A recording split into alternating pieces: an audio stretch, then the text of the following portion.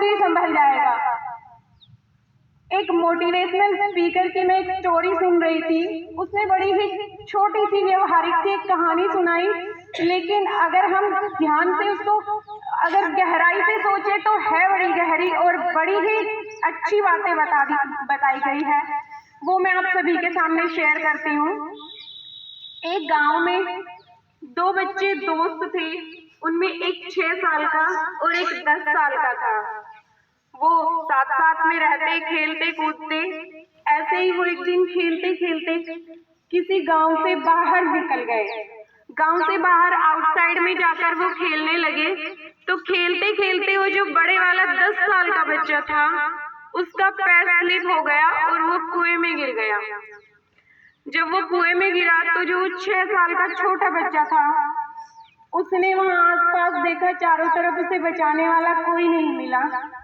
उसे एक बकेट, कुएं से जो बाल्टी से पानी निकालते हैं, तो उसको वो बाल्टी मिली, उसमें रस्सी बंधी हुई थी। उसने उस बाल्टी को रस्सी से नीचे डाला, नीचे किया, और वो जो बड़ा 10 साल का बच्चा था, उसने उस बाल्टी को पकड़ लिया और वो छोटा बच्चा उसे अपनी पूरी ताकत लगाकर खींचता रहा। उसने उसको जब तक वो उसको खींचता रहा पूरी जान लगा करके, जब तक कि वो बड़ा बच्चा कुएं से बाहर नहीं निकल गया। उसने ऐसे करके उस बच्चे को बचाया, कुएं से बाहर निकाला। लेकिन वो दोनों बेचारे बहुत डर गए। वो डर गए कि घर जाएंगे तो अब घर पे डांट पड़ेगी, मार पड़ेगी। लेकिन ऐसा कुछ भी नहीं हुआ। उन्होंने घर पे जाके सारी बात बताई, किसी ने उनकी बात पे बिलीव ही नहीं किया।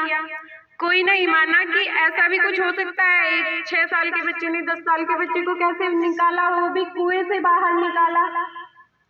कोई जब नहीं माना, उन्होंने अपनी बात कही, तो एक गांव के बड़े बुजुर्ग से इंसान थे।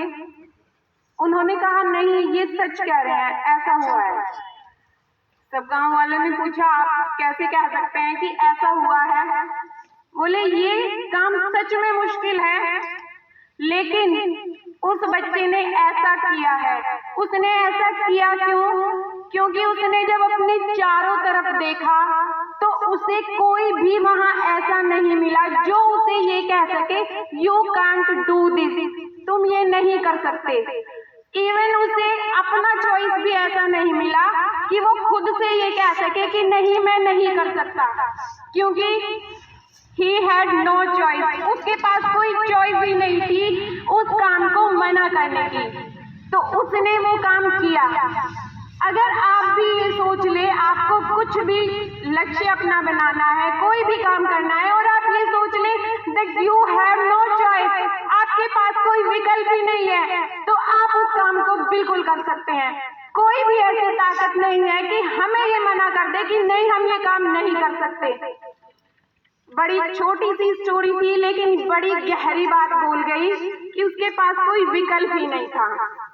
आप सब भी स्टूडेंट है, युवा है, आपके पास सोचने समझने की शक्ति है, जोश है, जुनून है, तो उस जुनून को, उस जोश को सही राह पर ले जाइए, सही रास्ते पर ले जाइए उसको, तो आप कोई भी समाज में परिवर्तन कर सकते हैं।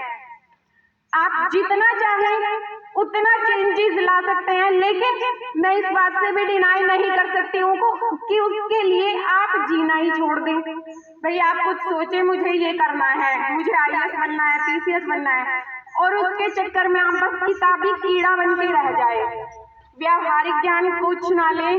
कुछ भी हमारे सामने ऐसी परिस्थिति आई कि हम उस परिस्थिति में सामंजस्य ना बिठा सके, तो ऐसा किताबी कीड़ा भी नहीं बनना है। कैसे बनना है?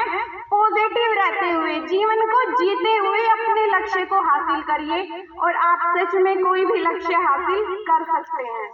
इन्हीं बातों के साथ आज मैं थोड़ी सी बातों के साथ अपनी वाणी को विराम देती हूँ। Thank you.